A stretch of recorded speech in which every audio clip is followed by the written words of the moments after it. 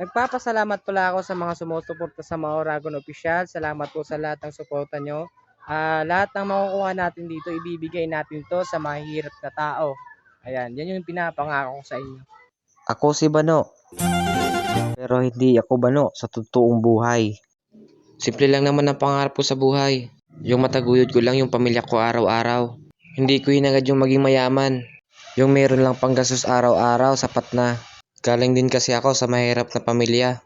Na ngayon meron ng isang pamilya. Hirap ng buhay namin noon. Pero mas sumirap yung sitwasyon namin ngayon. Dahil kunti lang yung ipon. Ang dami kasing tapon. Kaya hindi nakakaipon. Alam nyo ba kahapon marami akong naipon. Marami na kasi yung tip na binibigay. Sa bagay, marami kasi siguro na i-encourage sa mga video ko. Hirap ng sitwasyon namin ngayon. Madaming balke, malalaki. Mas pinili ko na kasi yung tumira sa probinsya namin. Dito kasi kahit papano, mas nakakaipon ako. Mas konti na yung gastos ko dito. Hindi na rin kami nangungupahan, may sarili na kaming bahay. Tubig at kuryente na lang yung binabayaran ko. Ito yung gusto kong buhay.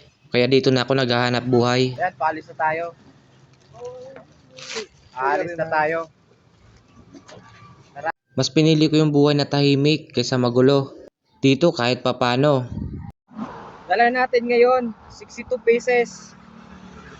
Sana maubos to. Time check, alas 10 na ng umaga.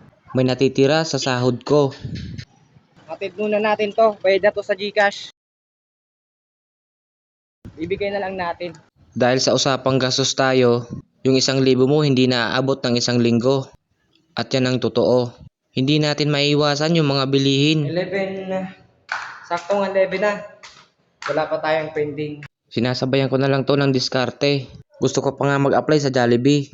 Yung tipong panggabi, oo, kailangan ko pang dumiskarte. 7:30 na, wala pa tayong pending. Sunduin muna natin yung anak ko sa school.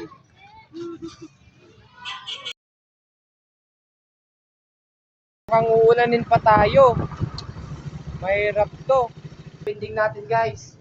Ito pa yung isa sa problema namin mga rider. Yung kapag umuulan, kailangan namin bilisan. Minsan kasi inaabot na kami ng gabi. Meron pa kaming customer na babalikan. Ate Isa. Baka maging pangalawang pending.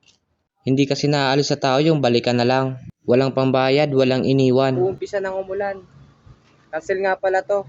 At ito din yung mahirap sa amin yung paghihintay sa customer. Siguro ulan naman. Kailangan naman natin hintayin. Sakto alauna ng hapon. Dalawa na yung pending natin. Yung ibang customer naman, GCash naman. Inabot na ng gabi pero wala pa. Minsan kasi nakakalimutan nila. Makakapag-deliver tayo ng maayos nito. Kadalasan talaga ito yung nagiging problema. Minute din sa wakas. Makakapagsimula ulit tayo. Meron kasi yung iba pinaghihintay nila sa labas. Minsan nagsasayang kami ng oras. Kaya minsan nagsasalita ako ng malakas. Para sila lumabas. Yung motor ko ang lakas na sa gas. Time check tayo. 1:28. 5 na yung pending natin. Kadalasan kasi sa mga estudyante ito nangyayari. Kadalasan walang tao sa bahay nila. Yun, wala din iniwan na pera. Yun yung mahirap sa delivery. At minsan binibigay nila 1,000. Minsan nakakabobo kung magkano na yung sukli ko. Kasi yung parcel nila hindi pa aabot sa panukli ko. Tapos yung sukli gusto pa tigli 5 piso. Ginagawa na kasi kaming baryahan ng mga customer na porket rider. Para na daw tong STL. Para na daw kasi kami nagpapataya. Ang akala nila marami na kaming barya. Pero hindi pa naman talaga namin kaya. Sa isang drop pa lang ng parcel, 1,000 na. Ay ka na muna sa vlog ko. Ay ka sa vlog ko. Di ba nakakasura? Minsan tinatanggap ko na. Maghahanap na lang ako ng tindahan na may barya.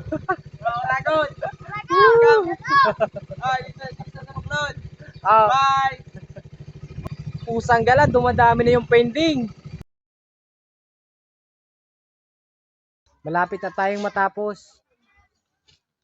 Kunti na lang to. Tumungo naman tayo sa iba. Meron kasing customer na sasabihin abala.